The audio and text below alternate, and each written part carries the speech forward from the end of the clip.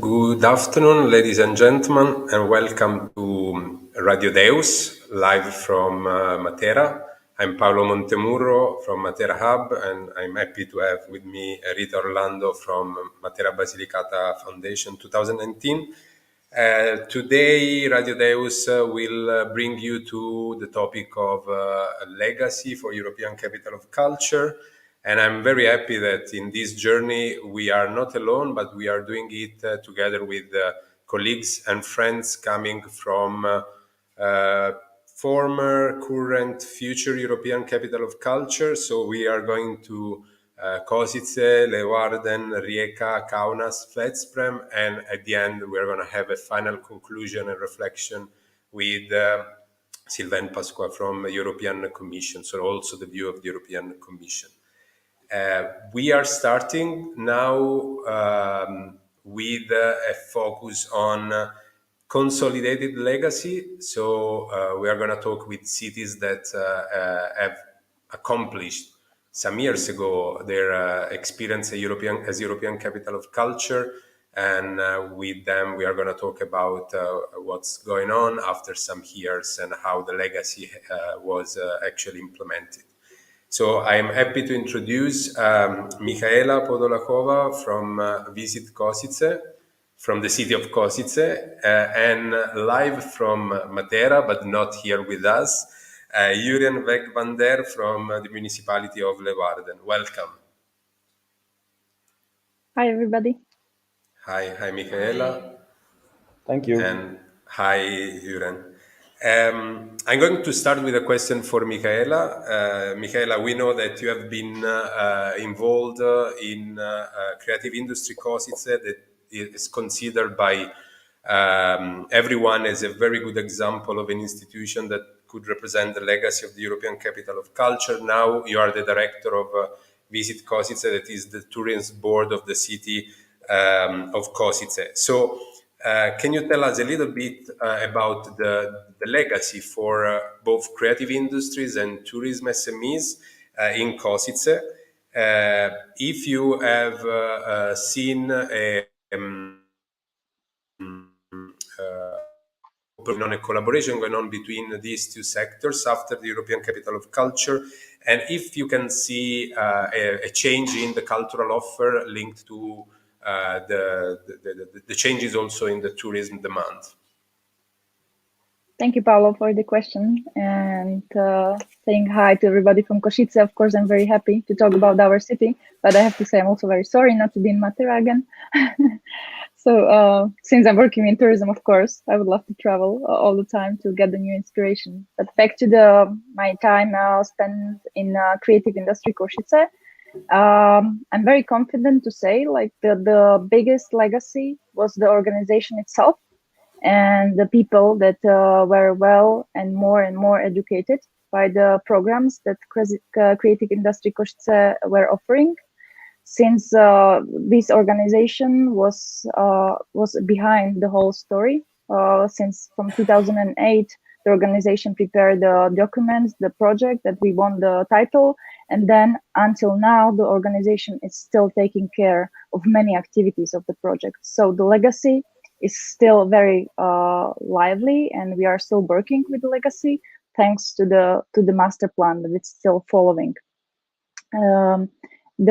As I already mentioned, the most important thing about that, I would say, it was the educational part, because in 2008 we used to be mainly known as an industrial city, and most of the people who are living here have now no idea about what the creative sector is, or on the other hand, how we should work with the tourism offer. So of course it was really good thing that the creative sector itself, cultural sector, of course also tourism sector, gets the new inspiration how they can collaborate. It was thanks to the mentoring programs, mobilities programs, creativity for business, and so on, that we were, as a creative industry Košice, really working closely with the SMEs. And so I can talk more specific. One very good example was the Invisible Hotel. If you put in the Google Invisible Hotel Košice, you can find the web page, and that was really good and really successful project that we linked together the hotel industry, since we knew that time that the hotel industry has not any specific offer. Then we linked also together the artists and also the local tourism offer, and we put it all together in one product. So we chose that time 5 hotels. We asked 5 artists if they can bring one topic that is very typical about our city, and if they can make like very special room that will tell the story about the city.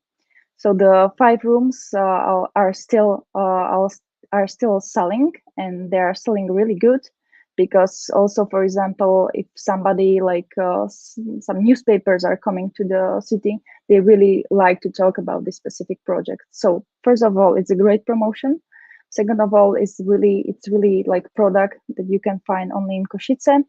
Third of all, you are presenting the local artist scene. And fourth of all, you are also like selling the local institution and local, things that you can do here, because it was not just that you are coming into the room that looks really nice and you are reading about the story behind it, but you also you can find in the room the welcome package, and in the welcome package you have like local products, you have entry tickets to the museum galleries and so on. So I would say like that was the best example how we worked between these 2 sectors, tourism and the creative industry, and how was the legacy followed. But then still nowadays, because this project was in 2015, I think, and as I said, it's still working. But then nowadays, talking back about my current job in Visit Košice, we are still working with our SMEs, which are our members. We still educate them. We still show them how they can work together. and we're still trying to inspire them to present our city more in this creative and cultural legacy that we are still holding after the ECoC. So I can, for example, tell you that we just recently renovated our visitor center, which is the showcase of the UNESCO Creative City, because you can find there a lot of media arts, and it's really interesting anyway. But I don't want to take any more time. Maybe if there will be some space, I can tell you more about that. Thank you. Thank you very much, Michaela. Yes, thanks. So inspiring, because it's we here in Matera, we have studied your model, so it is still very valuable. So welcome to Julian from Leeuwarden. Julian is here for the ECoC SME project that Matera Hub is running, and it's very interesting, this project. I find it interesting because is not always very clear. So well done, guys. So Yuri, we have a question for you about Arcadia, which is this independent institution that is the legacy of the Foundation Leeuwarden 2018. So in your views and according to your experience, how much important is to have an institution that takes care of the legacy of the process and bring it forward? First of all, thank you for having me and for all your hospitality we encountered these few days. Arcadia is our legacy program, 100 days of cultural events with quite a substantial budget, still much less than our Capital of Culture budget. This year, for the first time, 4 years after Capital of Culture, and from now on in a triennial cycle. Having a specific team working together on Capital of Culture and a legacy of Capital of Culture is very important. But when we started out the legacy project in 2018, during our year, a lot of people we talked to as a municipality, as the region, and as the creative team of Capital of Culture, they all stakeholders we encountered said to us, give us a reason to cooperate again. So in that sense, I totally agree with Michaela that it's important to keep your partners together. Our new team is much smaller than our Capital of Culture team. So even more than in 2018, it's very important that you create ownership with other parties than the dedicated team of the legacy organization itself. From the start of the legacy process, the municipality of Leeuwarden and the region of Friesland were 100% on board. And I think we have a triangle of parties, the creative sector, the local government and the regional government, who have done the trick, creating a real legacy program, where now more and more cultural partners, business partners from our community are hopping on the bus. And I think it's impossible to do so without a dedicated team, but it's even more impossible to do so without a certain key stakeholders, same from the early start. This is our project too. This isn't just a thing for the cultural team. There are more people supporting the legacy program. One of the things we managed to do, because we build on the building blocks we laid down on in 2018, but we've learned too, one of the things we did is produce our main event. We have a walking forest of 1,200 big trees walking through Leeuwarden now to show what it means to make your city greener, with all kinds of cultural events happening in there. And that event is even more pricier than the Giants of Royal Deluxe we had in 2018. Why I'm very happy with the walking forest is that we made a connection between policy that's important for Leeuwarden right now and cultural means of showing that to people, But I'm very happy too that most of that event is locally produced, where Royal Deluxe is a very renowned company from France. And we're very happy we had them in 2018. Everybody is still talking about them, but now our new foundation is producing a 4 million cultural event itself, with a lot of spin-off to CCI entrepreneurs in the whole north of the Netherlands. So the payoff of this legacy program to our local businesses is even better, is even more than the Capital of Culture year itself, thus strengthening the partnership behind the legacy program. Thank you. Thank you very much, Juren. I think that this is a very strong message that you are giving. So the ownership of what happened in the year as Capital of Culture does not only belong to an organization or to the municipality, but should be shared as much as possible with a big partnership, as big as possible, because only going all together in the same direction, there will be further impact and a long-term vision. Thank you very much. I have a question for both of you, and it's coming from something that Michaela was mentioning. So we know that the city of Košice, after the Capital of Culture, applied and successfully entered in the UNESCO network of Creative City. We know that the city of Leeuwarden has participated in the competition for the European Green Capital. So in your view, how important is to keep the tension of the competition, let's call it this way, so putting another objective for a city to keep the momentum of a European Capital of Culture? Well, in 2019, we became UNESCO City of Literature. And I think there's a distinction between the UNESCO Creative Cities approach and the Green Capital and other kind of competitions, because UNESCO Creative Cities isn't a competition. You have to place a bid, but there's nobody competing with. You only compete with yourself. I think it's very good to do the UNESCO thing as long as it's consistent with what you want to be. You shouldn't acquire titles just because you want to have titles. It should be part of what you want to be to the outside world and to your own people.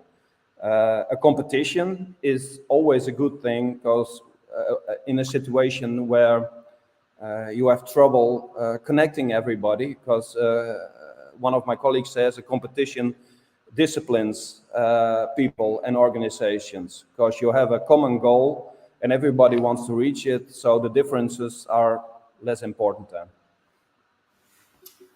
Yeah, I absolutely agree with Juren. That was also the first thing on my mind. It really depends if it follows the strategy. And for example, we got the title also in 2019, UNESCO Creative City of Media Arts, and it was already in the master plan. So even before the applying for the ECoC, we have these like things in our minds, because the thing was like, okay, we knew that we would like to like develop the creative sector.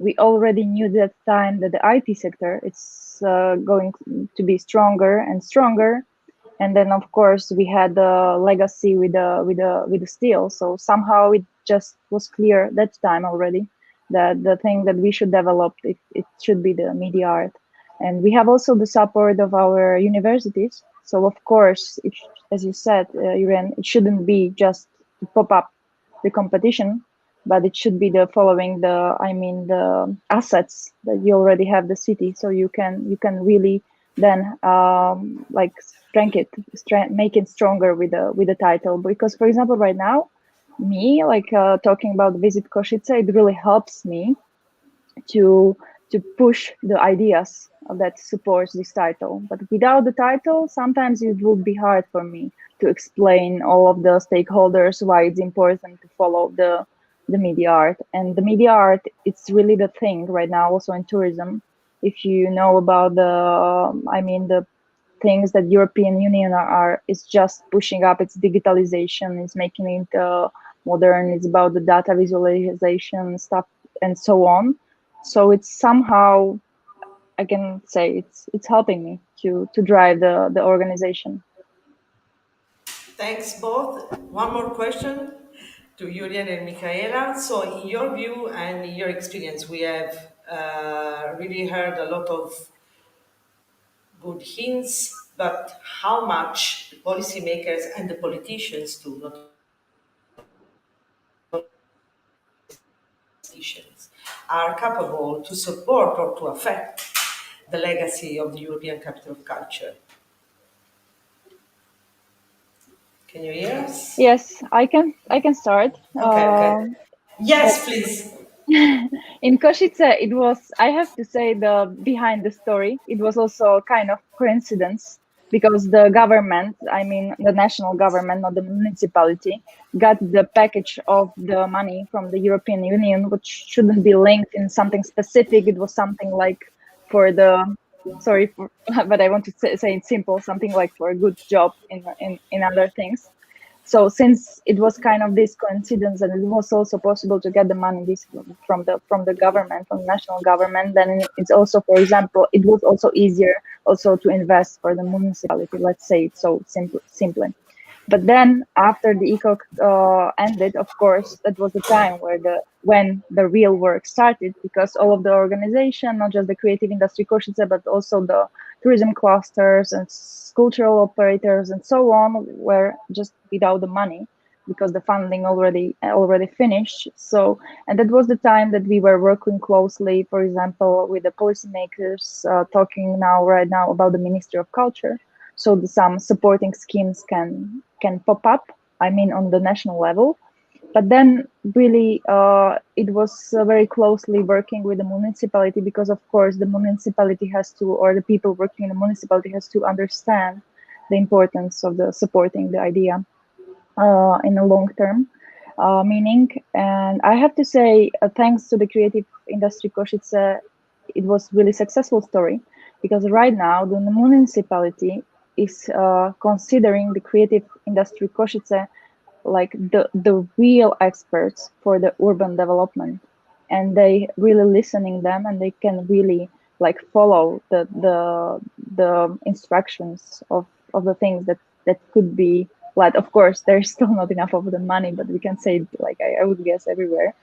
But I would say this is like really the success, that when you're talking with the people in the municipality, they understand the importance. So I think the good job was done, and it's still just in front of us to follow. Thanks. Thank you. Thank you very much, Julian. Yeah, I want to answer the question, but I think in a slightly different manner as you intended the question, because I think it's very important to have policymakers and politicians on board. But it's even more important to find ways to other policy subjects as culture and creative sector. We have the whole run of 2018, we have the goals to include as many people as possible, so a social reason to become capital of culture, to do it as green and sustainable as possible, so a green reason to become capital of culture, create new sectors in tourism, cultural tourism, so an economical reason to become capital of culture, and of course the reason to strengthen our artistic climate. But our cultural budget within the capital of culture was very, very low from the early start. Main funds for our capital of culture and now for the legacy program come from the economical department of the city. And the walking forest I talked about earlier on is for quite a substantial part financed through means of our green department. So what we try to do, because we are a relative poor city with not that much money for culture in itself, to always find a connection to policy items that are very important to us and where there is money. So for 2025, we know that the theme will be something along the way of soil, of creating things on ground level. And as in most municipalities in the Netherlands, the people working on soil and on development of areas are the people with quite a bit of money, policy money. So what we try to do is to counter the fact that our cultural budget isn't very high by trying to join in other policy items through cultural events and cultural interventions to create a budget that's substantial for our legacy this year and in 2025 and the years to follow. Thank you, Julian. This is also a very good point. I think that more and more this is somehow the road that also the European Commission would like to suggest or to see. We have been talking quite a lot about the new European Bauhaus, so it will be also recognition of the importance of culture and creativity in their capacity to innovate other sectors, and also a smart way to fund culture and creativity using better budgeted or stronger initiative in other economic sector. So thank you very much for your contribution to today radio. Thanks, Julian. We are now staying in Matera. So we move our discussion on what's going on in the city of Matera. So I will be the interviewer now for Rita to let us know a little bit about what's cooking in Matera. We know that the legacy started with a big thing like COVID, so it was troubled from the very beginning. What is the direction? What's going on now? What is the plan for the future? Yeah. So the COVID, we have been until this year, I have to say, the last European capital of culture to be able to develop programs.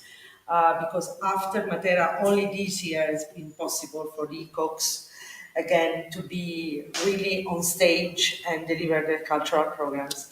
We have, started this process of the European Capital of Culture, as you know pretty well, under a very, let's say, exceptional and good political season, whereas the major regional and local institutions were truly committed to bet on culture for future developments, and they decided to establish the foundation independently from the result.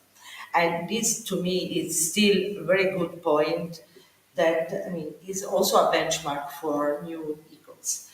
That said, after a sparkling years with a lot of success, a lot of events, a lot of tourists coming, new cultural productions, original productions, international guests, etc., we had just started at the beginning of 2020 and also the monitoring process. And then the COVID has completely turned the world upside down. And this has meant that the priorities have changed, especially at political level. And this has made a big difference. The director has left because his contract had expired. We had two interim directors in the meantime, but the board of directors, which is constituted by institutions, so the region, the municipality, the province, etc., all of them were concentrated on dealing with COVID, so there was really a big priority, and culture was really the last thought for everybody. So in the meantime, even though the evaluation studies and also the monitoring process has clearly demonstrated that Matera 2019 has been a big success for the city and for the region, and also the national institutions have recognized it, because especially the Ministry of Culture, but also, the President of the Italian Republic, etc., they have recognized that Matera has been a model for Europe and for Italy, from the south of Europe, in the way that we developed our cultural program. In this moment we are stuck, because in a few months, The foundation should expire at the end of this year, but we don't still have a clear legacy or a clear new mission, let's say like that, to work on. Even though we have to recognize that, I mean, European Capital of Culture produces a lot of legacies, independently from the foundation or from the body who is in charge of the cultural program. So a lot of things have happened and have changed, and Matera 2019 itself and the foundation have produced a lot of, let's change in people's mind. We have trained the new cultural producers, we have trained makers and leakers, so new professionals that can work on cultural productions, but also on the development of the audiences, which is something that we have been working on really hard. We have now an association of cultural volunteers, because our volunteers have decided to continue to work in the cultural sector. So they are a reality now, and they are also traveling in Italy and Europe to be cultural volunteers from Matera 2019. We have citizens that have subscribed this manifesto for co-creation, because co-creation has informed the entire process from people who are willing to continue to co-create culture and to be part of this cultural process. We have Open Design School, which is a legacy in itself. I mean, we don't know if physically, materially, it will continue, but the model is there for everybody to use. We have worked together on Deus, which is a legacy also for the Open Design School. We have also produced this open data portal that we will discuss tomorrow. So a monitoring, let's say, display where you have, let's say, an easier translation of people in the condition to understand exactly what has happened, etc., etc. We have also the passport, which is another legacy, and has become a reference for many cities. So this idea of temporary citizenship, which changes completely the perspective of a tourist coming into a city, because you become part of the community, even though for a short period of time, etc., etc. We have our cultural producer, the project leaders that now are working together. So there are a lot of legacies indeed. We don't know if the foundation will stay in place, but in any case, I mean, what, as Julian was mentioning, the importance of having a proper institution or a dedicated team that works on the guarantee for the future. Because not always, and you know pretty well that especially in Italy and especially in the South, institutions have the capacity to continue these challenging processes and also have the capacity to work together with, I mean, civil association or creative people or SMEs or whatever. For sure, I think that maybe, I mean, the fact to have a board of director which is completely public, let's say like that, on one hand has represented, let's say like that, a plus, because we had the opportunity to manage also huge budget. Also, the national government has put a lot of money on Matera 2019, because we don't know, we don't have here big enterprises or big bank foundations that can finance cultural activities. But on the other hand, I think that, I mean, the foundation should be at a certain point open to private actors and stakeholders. So, like balancing, you know, the political weight, let's say like that, in the decision for the future. So, in a few words, we are continuing to work hard without thinking that December is a deadline. We don't consider December a deadline, because in a way or another, what we have done will continue, will stay in this region and in the city. The risk is that without the foundation or without another body who takes care of the process, the risk is that we look back rather than looking forward. So I think you mentioned some points that are very relevant and that give us a different picture of a possible legacy, which is very strongly focused on people, I would say. So you were mentioning the creative sector professional that have had the chance to work in complex project, and some of them developed a European dimension, a national dimension. Even in a time after COVID, when the sector was struggling, you were mentioning the volunteers and this citizenship feeling that they have right to experience culture, so to participate in the co-creation. You were mentioning models like the open design. I perceive as something that is missing, but again, I'm connecting to what Julian was saying, that a legacy cannot be recognized. Is this somehow common vision on a wider partnership about what we wanted to do after 2019? Yeah, you're right. I mean, you should remember that when we have started to work on the legacy, let's say like that, possibilities, I mean, we had an expert who made a lot of interviews to different kind of stakeholders that had contributed to Material 2019. So we have collected some input. What I think that what we have missed is that we didn't, I mean, really take all those inputs and process them all together. So we have collected just interviews, but we missed the part where all the stakeholders should process the information together and make a common picture. So that's why I think that at a certain point, if private actors would have entered the foundation, it should have been easier, I think, because more people should have said, I mean, should have expressed their vision and had the capacity maybe to influence the final choice. So you are right. I mean, I agree with you. And another point that I underlined is this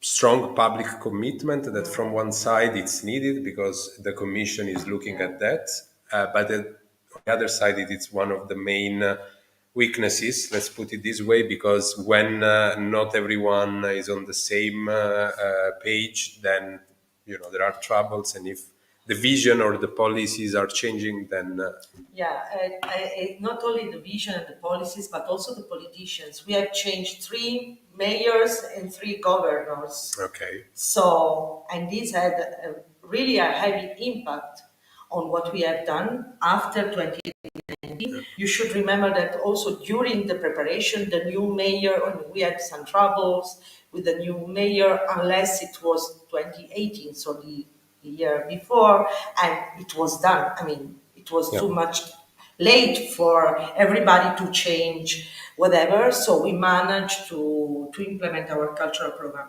You are right. You need public institution because the European Capital of Culture, this is something that we should keep in mind, indeed is a good excuse or a leverage for a long-term planning for the city. As Michaela was saying, it's very important what she shared with the story that she has shared with us. It is a strategic plan, so it's really about policies. That's why you need institutions. On the other side, we should have the capacity to act like institutions and not just like individuals that are politicians in that moment. So they should work for the common good, but this is another story. Okay, and well, to close with a message of hope for everyone, just bringing some of the things that were discussed in the ECoC SME final conference this morning. Of course, in Basilicata, there are now a number of initiatives that will happen, the Digital Innovation Hub run by the cluster. So, of course, the idea and the hope is that all the actors can sit around the table and decide what the future will be, not only for culture, because as we heard from Leeuwarden, culture is something that is very transversal. We have been talking about that, so it's absolutely something that can contribute to improve the life of everyone in every sector. So thank you, Rita. You now remove the hat of the, I'm the host now. back to the host. We are just having a very little break of 1 minute in order for our guest from San Rocco Digital Hub to join. We will be back with Ivan Sharar from Rijeka, the Department of Culture, and Claudia Alexandrevichute from Kaunas 2022. So stay with us just 1 minute.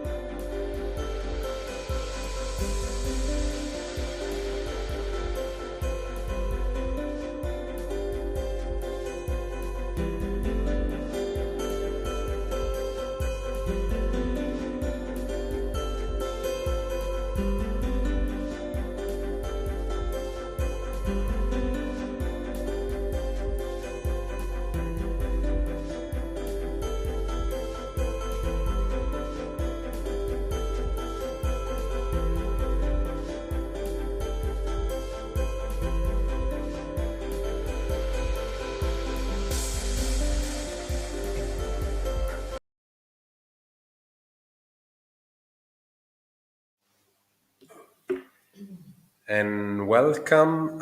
So we should have our guest, Ivan and Claudia. Hello. Live. Hello. Hi. Good to see you again, and welcome to Radio Deus. So I will say it again. Ivan Sharar is from the Department of Culture at the city of Rijeka, and Claudia is from the Cultural Partner. It's the Cultural Partnership Program Creator from Kaunas 2022. Welcome both. I will start with a question for Ivan. We have been talking previously about COVID. Rita here was saying that had the chance to implement completely the program without COVID to have any kind of impact in the implementation of the cultural program. So I would like to know what has been the impact of COVID on the legacy of Rijeka and how you were coping with the pandemic restriction. What has been saved from the original plan and what has been completely changed in the strategy? Yes, well, somehow we are at the same time the victim and champions of COVID because our friends from Galway somehow didn't succeed to show all they planned because they have a lot of spin-offs and big festivals, which was impossible to organize during COVID. And at the same time, in 2020, which is the second COVID year, Novi Sad and Timisoara removed their ECoCs to 22 or 23. At that, poor Rijeka is the only full COVID ECoC for the first time. We had luck, I think, in two different topics. First, we planned before COVID to have some long preparing curve, and we have strategy not to focus everything in 2020.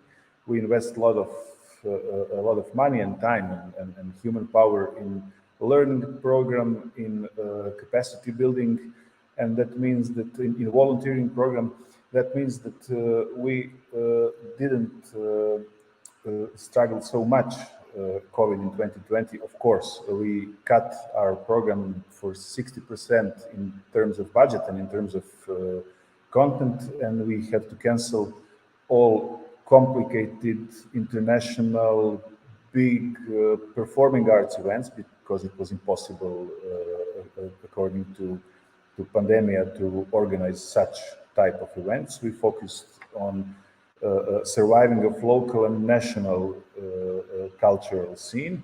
Of course, in one way, if I want to be really honest, it's not real ECoC. It's some kind of fake ECoC to be alive in any way it is possible.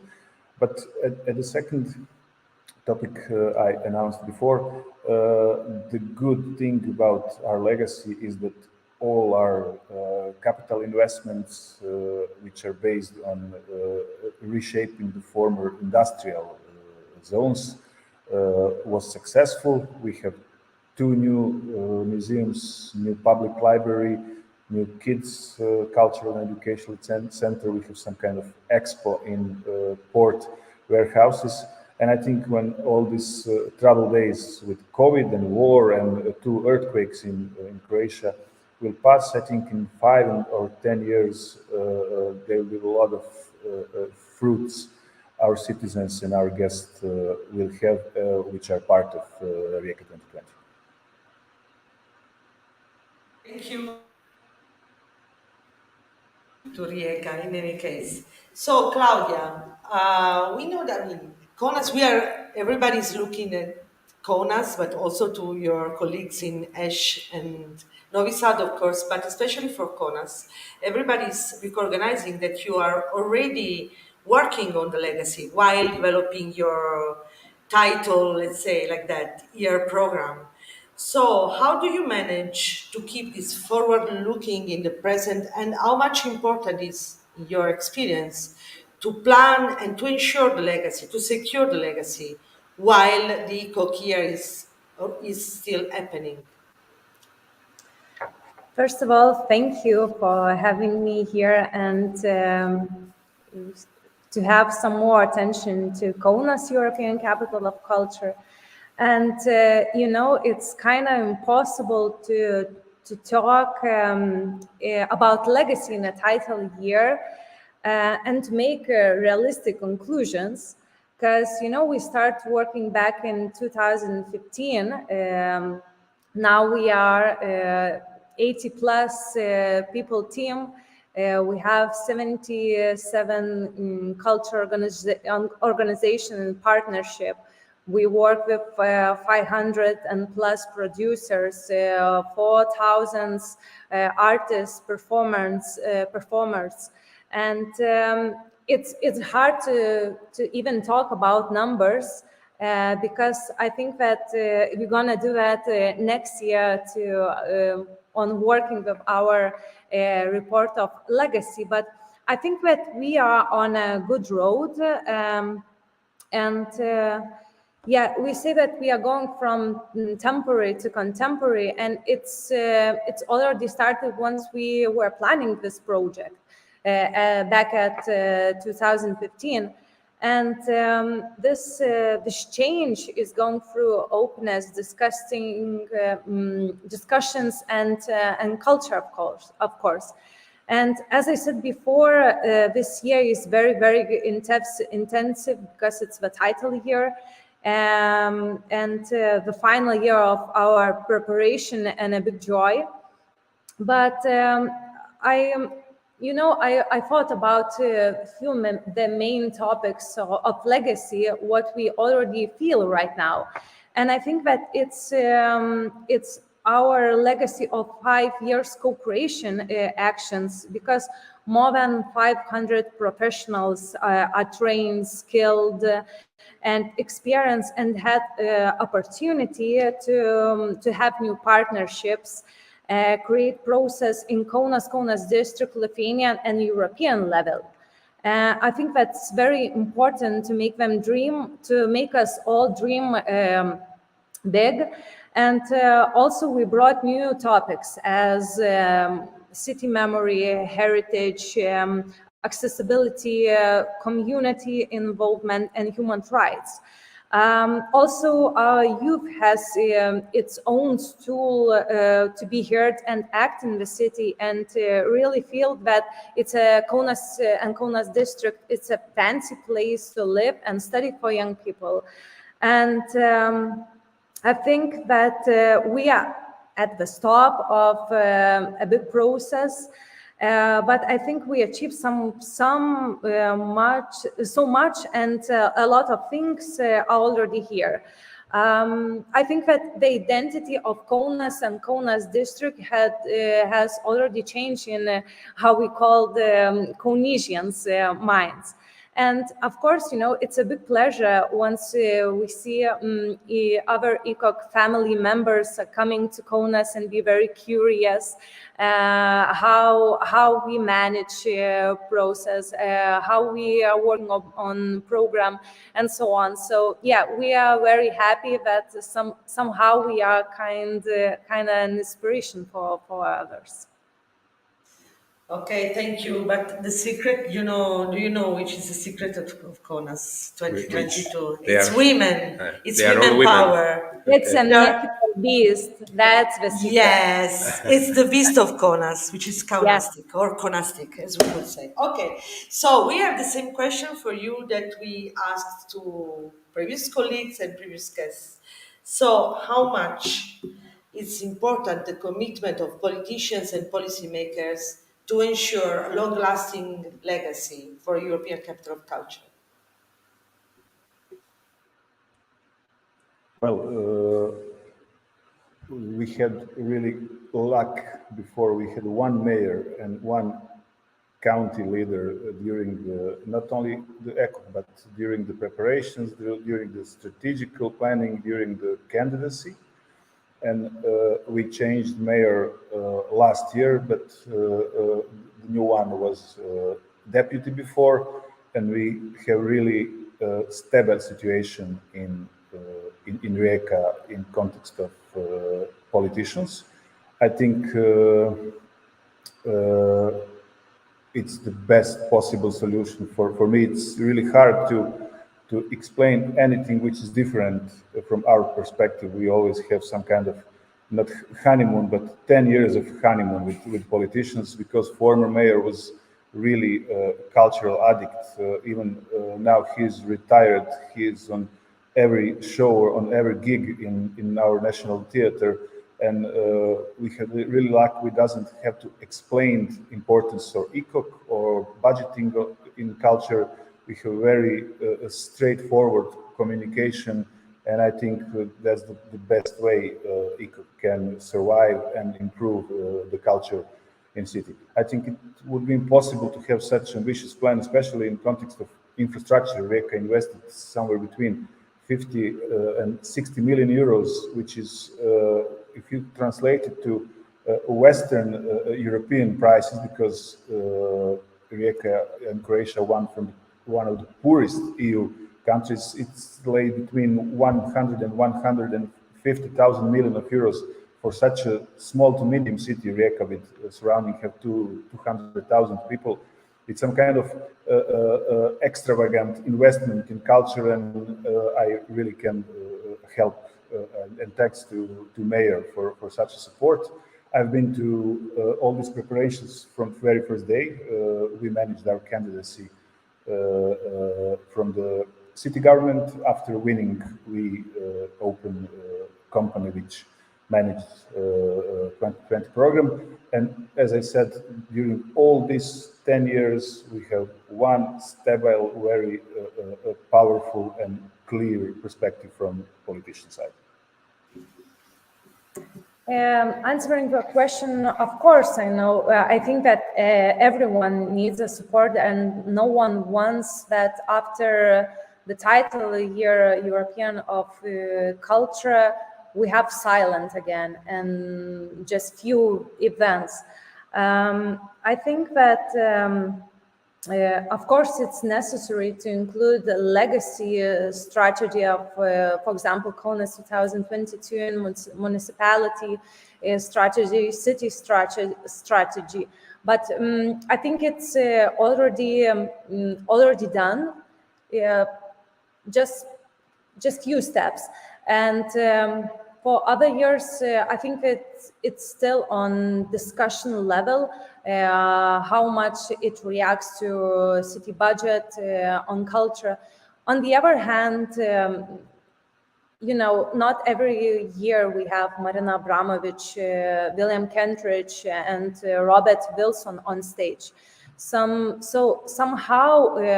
culture organizations looked at this, and I think that all the festivals, all the events and projects which have established on this European Capital of Culture program will be run for the next years and decades. But of course, we need municipality authority help and understanding for this. Thank you, Ivan. Thank you, Claudia. I think that we are getting some elements that are more or less all connected that help us having a picture about the best possible situation for a legacy to be implemented. Ivan is bringing the let's say another element that I would call the human element, because politicians are also humans. So it's important for them to feel the importance of culture in their programs, and really believe that it's not only something important for the city development, but at the end of the day, there is also the cultural value that can guide this process. And then, of course, Claudia was bringing again what also Rita was mentioning, that at the end of the day, even if the, let's say, public commitment will not be so strong, that year is so full of activities, that process has been so powerful that there will be other actors that will take care of the legacy, not making the energy to be lost, the passion to be lost. And it's also about a growth of all the stakeholders and the actors that are involved in this very interesting initiative. So thank you very much, Ivan. Thank you very much, Claudia. We are going to move to the fourth slot. Again, we are going to have a little break of 1 minute just to allow Dora Kanizai from Vesprem Balaton 2023 to join us in the conversation. So stay with us, just 1 minute little break.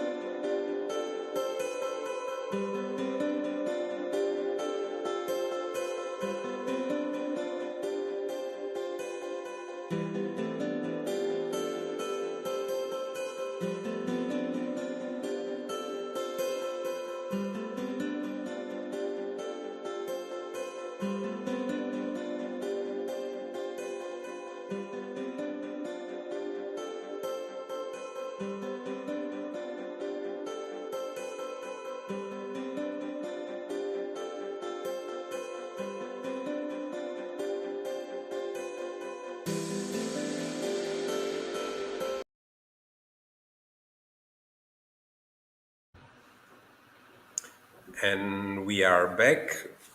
So, as I was saying, we are happy to have from Veszprém Dora Kanitschai. What's the correct pronunciation of your surname? It's almost wonderful. Kanizsai Nagy from Veszprém Balaton. Okay. I would not have been able to pronounce Me that. neither. But thank you very much for being with us, in the final conference. So, Dora, we have been reading about the program of Veszprém for the Capital of Culture, and the idea of your cultural program and the vision is to transform the Balaton area in a creative rural region. So, do you think that there could be, thanks to a program that even if it lasts some years, we will consider a short-term cultural program, there will be some long-term effects for an area with small villages, an area that we consider like a rural area. So how do you see the impact of the Capital of Culture really going into changing things in the area? First of all, thank you very much for having me in your brilliantly amazing town, Matera. As for your question, it's I think already the title, the decision to take the title not only alone for Veszprém, but jointly with not only Lake Balaton area, but also the Bakony Hills north of Veszprém. So this is a special territorial unit that's actually was not outspoken before that it belongs together, even though historically, traditionally, culturally, also in the local families' lives, it has been a unit that belonged together, but it's divided by 3 counties, for example, and Veszprém Balaton ECoC is the first time that the region is called the region together, Veszprém Balaton and Bakony region. So I think that's a big achievement as well. And in the preparation years, up to now, we have, out of the 212 towns that are in this area, over 115 have officially joined the ECoC program already. And we already have a lot of preparatory projects in the past 2 years that prove the commitment that these towns and settlements of huge variety and diversity can achieve many things together, much more than they could alone. Veszprém is a city of 60,000 inhabitants, and there are towns that are only maybe 30 or 60 inhabitants, settlements. Then there is about 10 larger city in the region around the size of 15,000, 20,000. So it's quite a diverse area, but we have big ambitions together. Today is the opening day of the Hungarian Motion Picture Festival that came to the region, and it's a motion picture festival that is organized in 3 towns, not only in Veszprém, but in 2 other towns around the lake as well. Thank you, Dora. I think that with Veszprém, really we have a nice picture of Europe, which is it's full of diversities, but as this common line that connects, such different cities and histories behind. It's very interesting also because, your area is a rural area as Basilicata is. Matera is the same size as Veszprém, and we have villages scattered around the region. So we have many similarities, and I think that it's really interesting the way in which you are, working, really like involving these small cities and villages already in the preparation, but really working on the ground. It's not like we have followed another kind of process where we have, involved them under different perspectives. So I'm really curious to know more about Veszprém and to see next year what will happen. So you had the opportunity to listen our previous guests and colleagues from ECoC. So what are your takeaways from what you have heard? and to which extent you are already planning the legacy, if you are or not. Of course, yes, we are. Just also with the decision of this United program, there are so many similarities and things that have been mentioned that I can resonate to. We have put a large emphasis as well on our outreach program and capacity development program, not only to build the audience, but also to empower the local actors and stakeholders, whether NGOs or associations, cultural or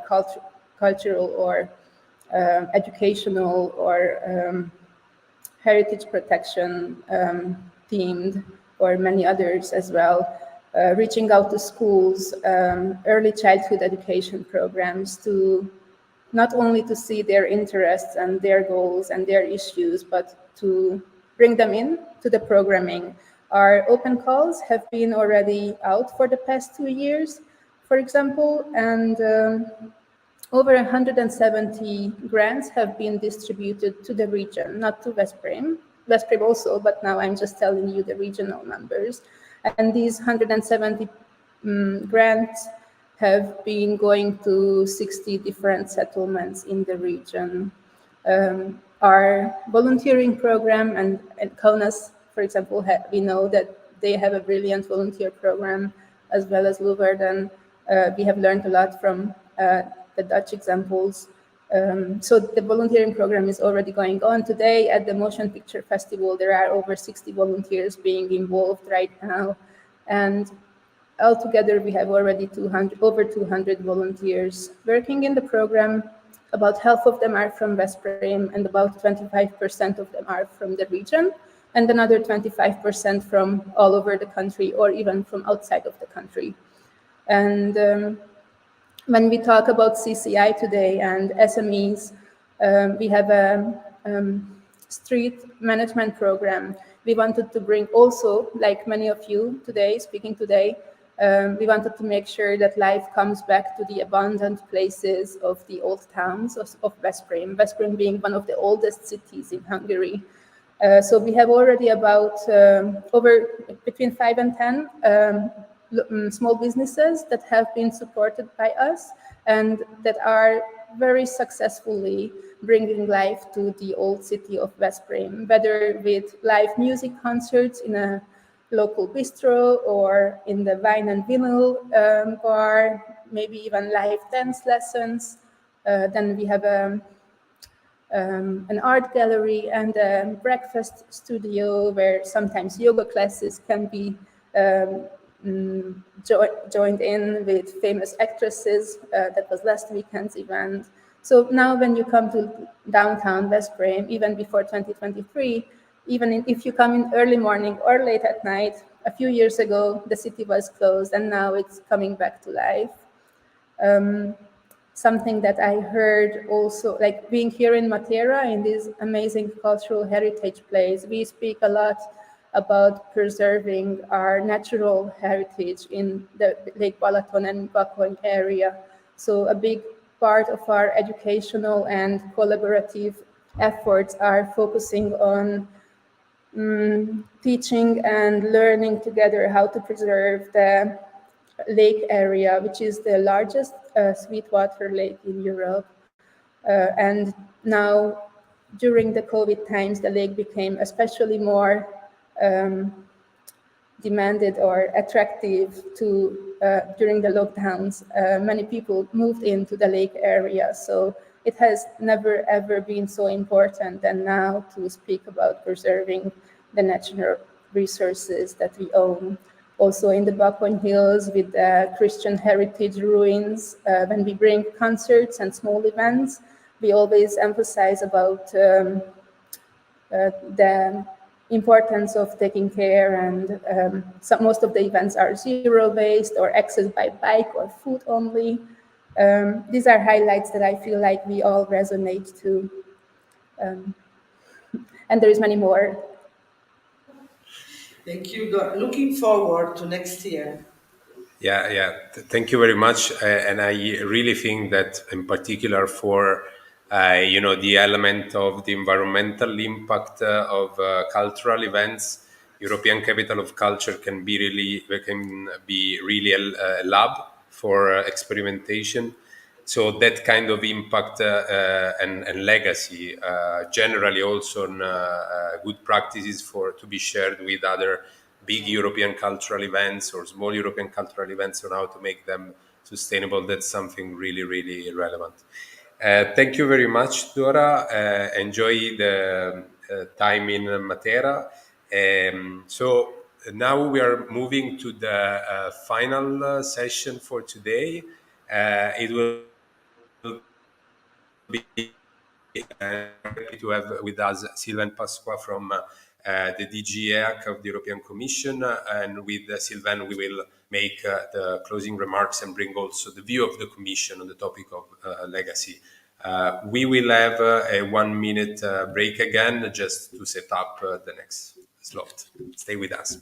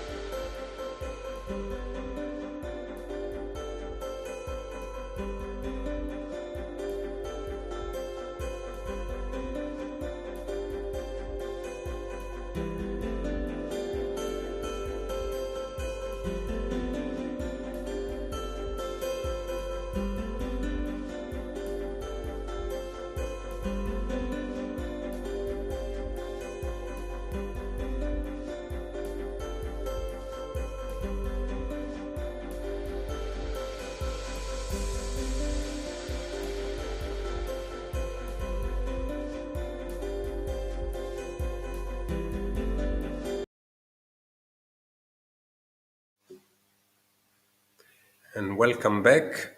So as I was saying before, we are happy to have with us Sylvain Pasqua from DG EAC of the European Commission. Welcome, Sylvain, and good afternoon. Hi, Sylvain. Buonasera, Matera. Ciao, Sylvain. Nice to meet you again.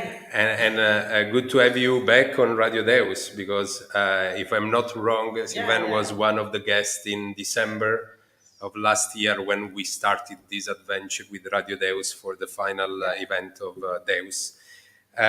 So, Sylvain, we have been discussing in the previous slot with colleagues coming from cities that have been European Capital of Culture some year ago, Košice, Leeuwarden. With Rita, we made the focus on the situation here in Matera.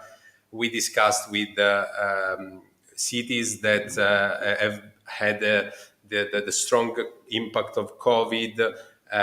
We listen a lot of good examples of how the legacy could be different. So my question for you is, do you have any good practice that you feel it will be good to share with everyone? Of course, not mentioned previously in previous cities, that worked well when it comes to the legacy of ECoC. Well, first of all, thank you very much for this very nice opportunity to be with you through digital means. I've been listening also to the previous speakers, and it was a nice journey in time, of course, but also in geography, going from Matera to Kaunas, from Rijeka to Leeuwarden, from Košice to Veszprém Balaton.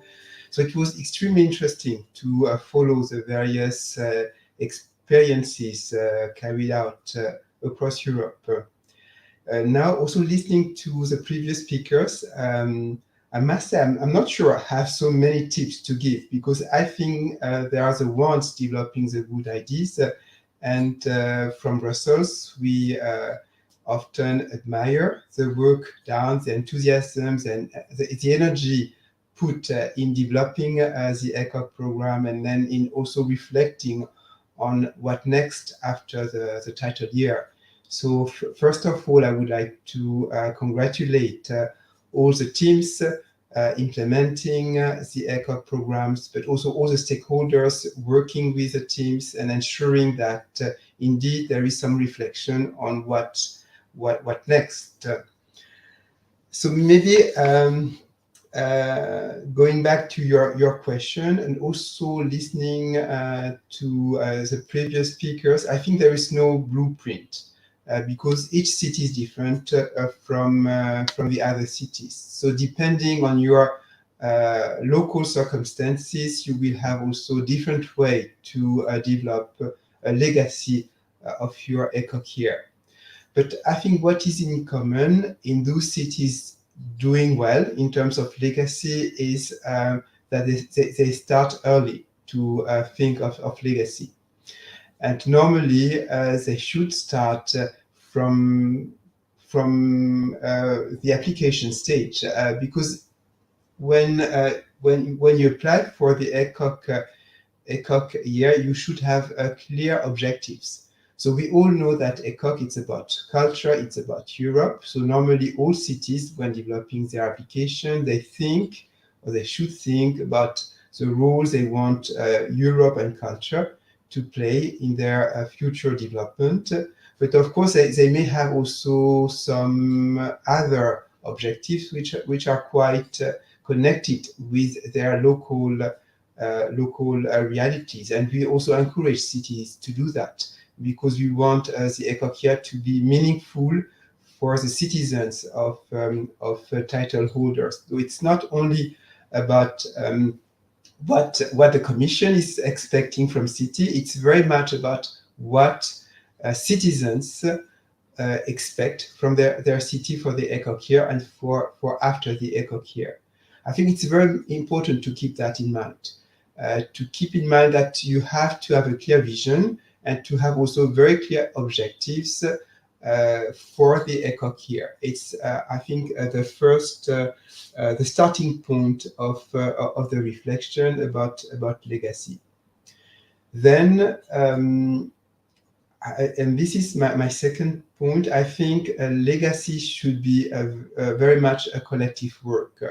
It should not be left to the delivery team of an ECoC year, because the ECoC delivery team is so much overwhelmed with so many things to do before the ECoC year, but also during the ECoC year. So it's very difficult, for example, now for Kaunas, Esch, or Novi Sad, the three title holders in 2022, to have a very deep reflection on what the city should do in the cultural field next year. So there should be also an impetus coming from public authorities in the city and in the region. Of course, using the work done by the delivery team, but not letting the delivery team of a European Capital of Culture doing all the work by itself. Then, of course, there is all the experience acquired during the preparatory years, the ramp-up years to the ECoC year. And we heard quite a lot, the previous guests speaking about all that has been done during the preparatory years in terms of capacity building, but also in terms of testing new working methods, new events for culture, new ways of involving various segments of the population. So normally, at some point, the through monitoring and then through evaluations. There should be some clarity about what has been working and what has not been working so well. And then from this experience, try to develop a strategy at city level to really continue the activities that were deemed to be successful among citizens.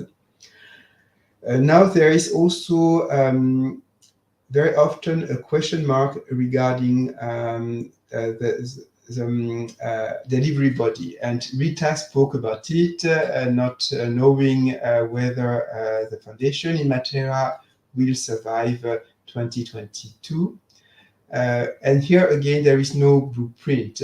We often advise cities to at least use the experience, the skills developed by the delivery body in the organization of the cultural life in the years after the ECoC year.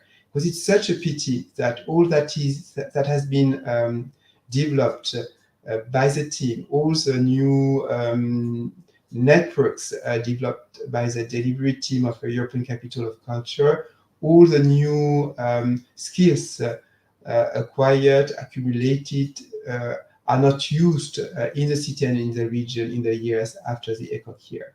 So I'm not so sure I responded to your question, Paolo, but I'm ready to continue. Yeah, absolutely. You gave us, a very clear message that a legacy is very much of something that happened locally according to the specificity of the city.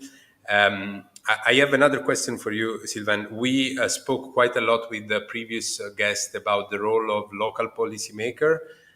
Now, you partially already gave us an answer about the strong local level, but is there a possible role for European Commission in the legacy process?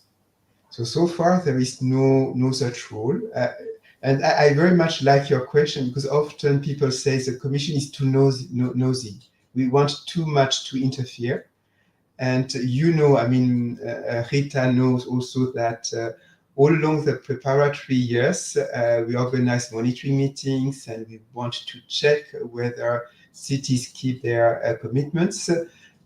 So we do not intervene so much after the ECoC year.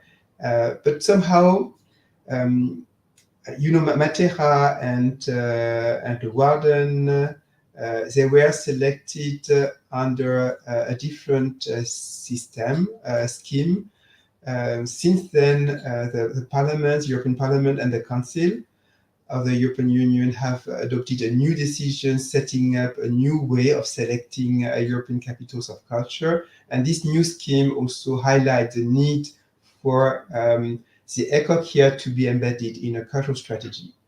So now, and this was not the case when Matera was running, cities, if they want to get a title, they have to have a cultural strategy covering, including the ECoC year, but also including some reflection about legacy. So somehow that's a way for the European Union level to interfere in what happens after the title year. It's not that we want to intervene in the daily working of the cities. We do not assess their cultural strategy, but we want to ensure that there is a connection between their ECoC year, which is indeed a one-off, which is time limited, but as it is also using so much public money, we think that this ECoC year should be part of an overall development strategy surviving the year. Also because it's not only about money, it's also about enthusiasm, energy, capacity building. So much has been done in ECoC cities that cities should be and are encouraged to use all the momentum to reflect on how they want to finance the cultural life and cultural organizations in the city in the years after. Thank you, Sylvain. I mean, you really, I mean, get to the point. And indeed, we have to say that the European Commission, indeed, with the Melina Mercury Prize, tries at least to support the ECoC team for the legacy. I mean, it's 1.5 million. It's, I mean, a good budget, at least for 1 year, to continue the work and try to consolidate the legacy and produce all the monitoring report, etc., etc. So you are right that, I mean, European Commission is really part of the process, because it's true that they, I mean, they are always available to support. There are the monitoring panels, etc., etc. But I mean, also according to our experience, do you think that, since you were saying that the ECoC process is changing over time, and it is changing, of course, I mean, Europe is changing too. So also strategy, and also, I mean, now we are more focused in Europe on small centers, because we have now recognized that Europe is made of small cities and villages, and we have to work with this more rural dimension.